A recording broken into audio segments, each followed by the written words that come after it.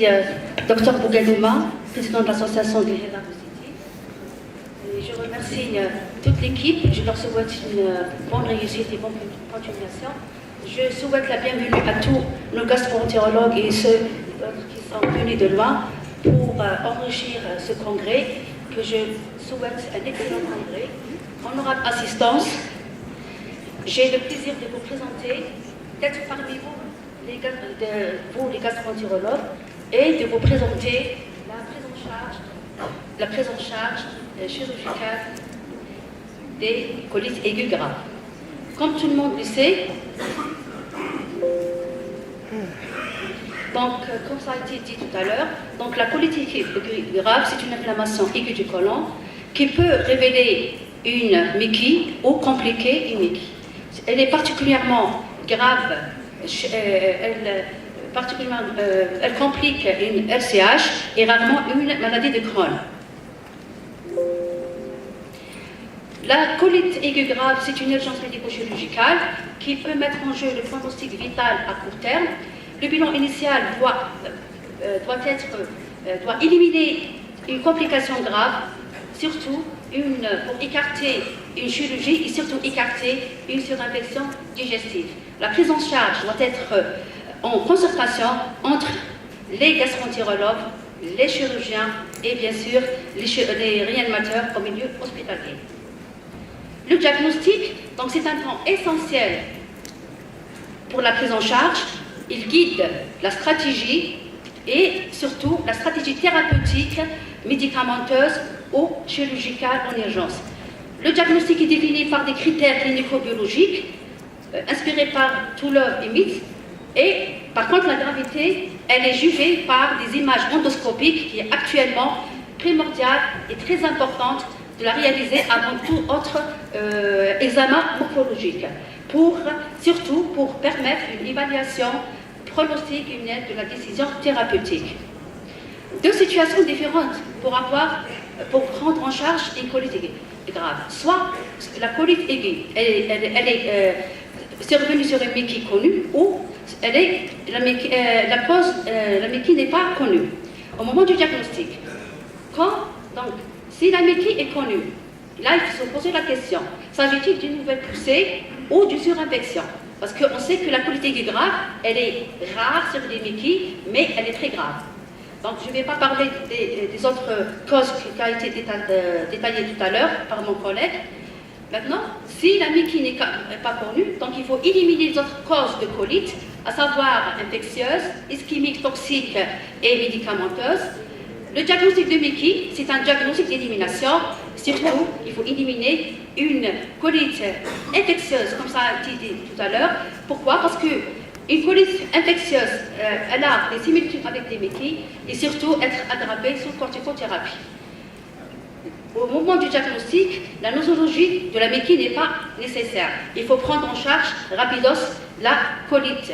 La gestion d'une colite, donc, comme j'ai dit tout à l'heure, elle est pluridisciplinaire. Le timing de la colectomie, c'est une décision difficile pour le gastro-entérologue. La prise en charge chirurgicale de la colite aiguë grave, donc la chirurgie, concerne 40% des patients atteints de colite aiguë grave.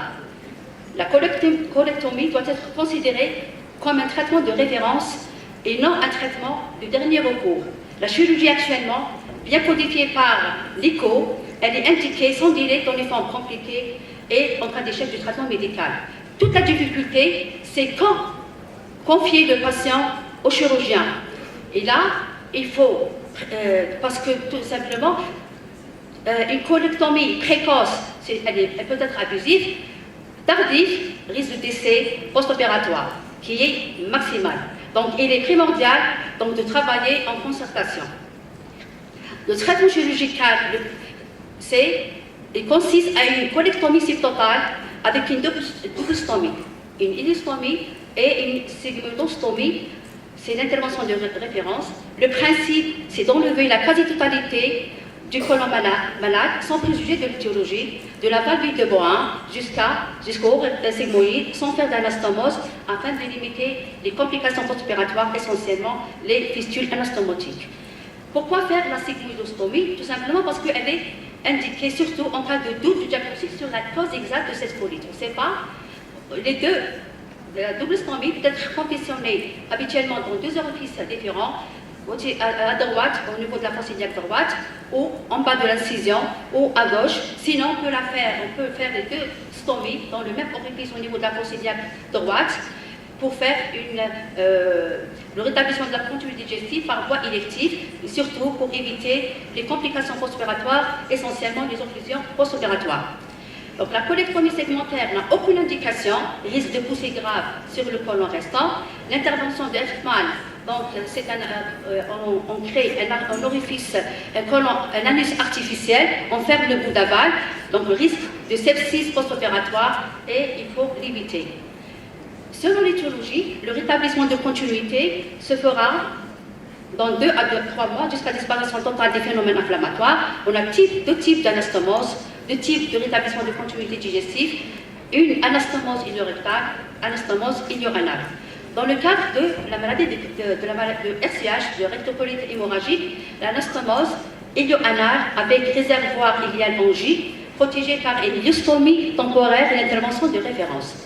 L'ileostomie est ensuite fermée par voie élective 6 semaines plus tard. Si les conditions sont favorables, on peut la réaliser sans faire d'ileostomie. Dans le cadre de la maladie de Crohn, si le rectum est conservable, donc on va faire une anastomose iliorectale.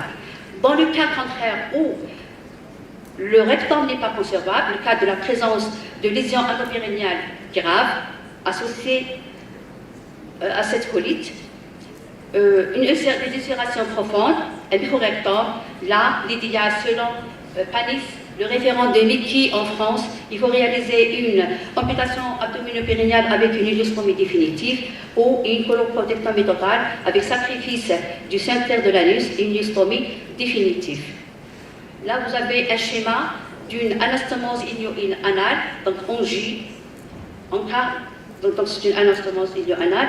Et là, vous avez une anastomose iliorectale, on fait la résection subtotale du côlon avec, on fonctionne une anastomose iliorectale. L'étude de pièces opératoires permet le diagnostic de certitude dymique. Maintenant, on va voir quelles sont les indications de la chirurgie. Donc, la chirurgie, elle est indiquée en urgence sans aucun traitement médical. Aucun traitement médical devant des complications. Quelles sont ces complications? On a les mégacolons toxiques, perforation colique, hémorragie digestive basse, abcès abdominaux. Si le malade est pris en charge en urgence, donc on peut éviter les complications. Donc, je vais parler du mégacolon toxique, appelé encore polyctasie. C'est une complication qui est rare, mais grave. Donc, on peut la soupçonner devant des diarrhées plus ou moins sanglantes, mais qui sont supérieures à 8 selles par 24 heures, des douleurs abdominales avec un tableau toxique associant une tachycardie, une fièvre, une hyperleucocytose.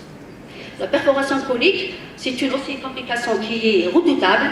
Le diagnostic est très facile devant une contracture abdominale, mais qui peut être faussée par des corticoïdes, devant un abdomen donc contracturé, une défense confirmée par la présence d'un pneumopéritoine sur les clichés, comme ça a été dit tout à l'heure, devant une colite grave. N'hésitez pas à demander un examen qui est simple, anodin, l'ASP, qui peut éliminer une perforation et même une distension plus de 6 cm. On peut aussi la révéler à l'ASP et demander une TTM abdominale.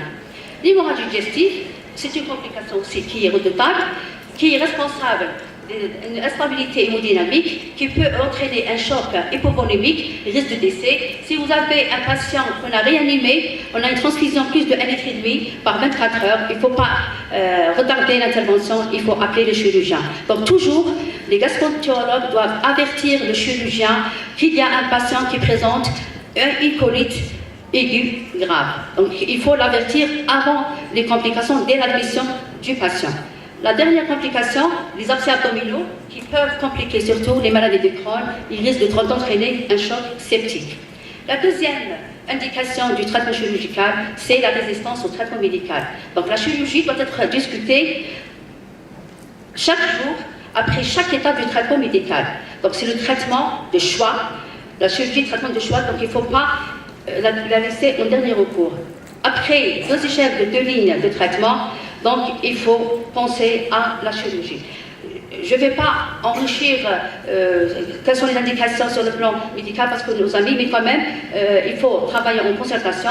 Donc si on a un échec de la première ligne, donc au-delà du 3e jour, il faut penser à la 2e ligne. 2e ligne, dans ce cas, consiste à la mise de la cyclosporine qui nécessite des précautions et une surveillance très spécifique parce qu'il y a des effets secondaires qui sont irréversibles et ces effets secondaires ne doivent pas retarder la chirurgie. La fréquence aussi des rechutes après la cyclosporine, et là, on a 30 à 60% des cas des patients qui ont été sous cyclosporine qui sont passés à la chirurgie.